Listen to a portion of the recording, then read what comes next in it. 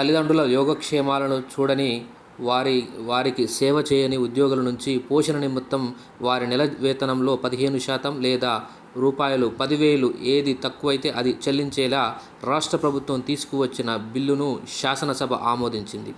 చట్టరూపం దాల్చిన తర్వాత ఏర్పాటయ్యే కమిషన్కు హైకోర్టు మాజీ న్యాయమూర్తి లేదా వయోవృద్ధుల కమిషన్ కార్యాలయంలో కమిషనర్గా పనిచేసిన వ్యక్తిని ప్రధాన కమిషనర్గా నియమించనున్నారు. మరొకరిని కమిషనర్గా నియమించనున్నారు. రాష్ట్ర ఎస్సీ, ఎస్టీ, వయోవృద్ధుల శాఖ మంత్రి అడ్లూరి లక్ష్మణ్ తెలంగాణ ఉద్యోగుల తల్లిదండ్రుల పోషణ జవాబుదారీతనం పర్యవేక్షణ చట్టం 2026 బిల్లును ఆదివారం శాసనసభలో ప్రవేశపెట్టగా చర్చ అనంతరం సభ ఆమోదం తెలిపింది.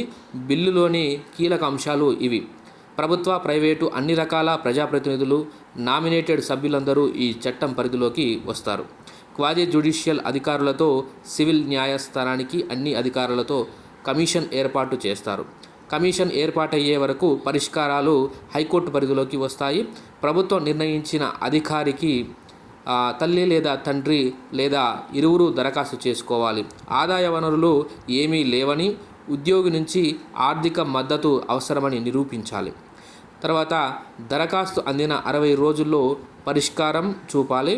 ఆ తర్వాత వచ్చే నెల నుంచి తల్లిదండ్రుల బ్యాంకు ఖాతాలో జమ అయ్యేలా ఉత్తర్వులు జారీ చేస్తారు. ఒకవేళ దరఖాస్తుపై కానీ ఇతర ఏవైనా అభ్యంతరాలు ఉంటే 60 రోజుల లోపల తిరస్కరిస్తారు. దీనిపై వయోవృద్ధుల కమిషన్లో 45 రోజుల లోపు అప్పీల్ చేసుకోవచ్చు.